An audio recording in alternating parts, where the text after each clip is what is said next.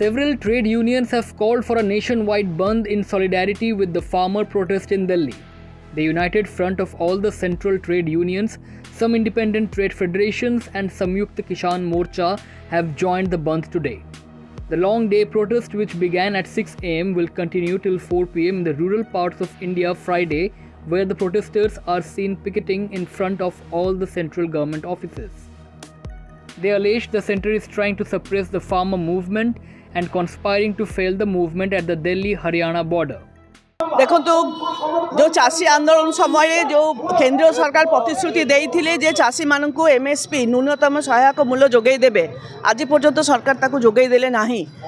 Scheme worker मानकर 26,000 टंका मासिक दरमा एवं श्रमिक मानकर कामर सुरक्षा जिनिसपत्र दरदाम वृद्धि को बंद करवा ये सबू दाबी लेकिन आज सारा भारतवर्ष व्यापी जो ग्रामीण भारत बंद डाकरा दिखाई से समग्र समस्त ट्रेड यूनियन समस्त चाषी संगठन एवं विभिन्न गण संगठन छात्र युव महिला समेत समस्ते आज धर्मघट सामिल होती।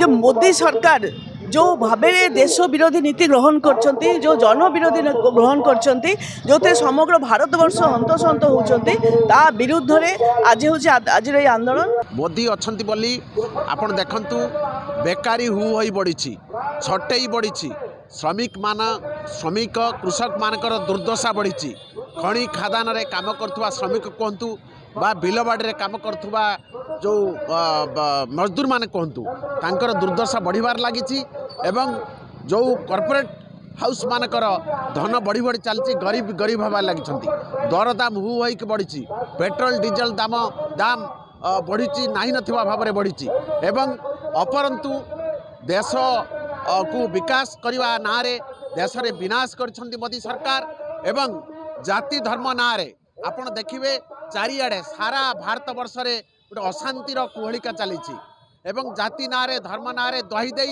भाईचारा नष्ट कर मोदी सरकार।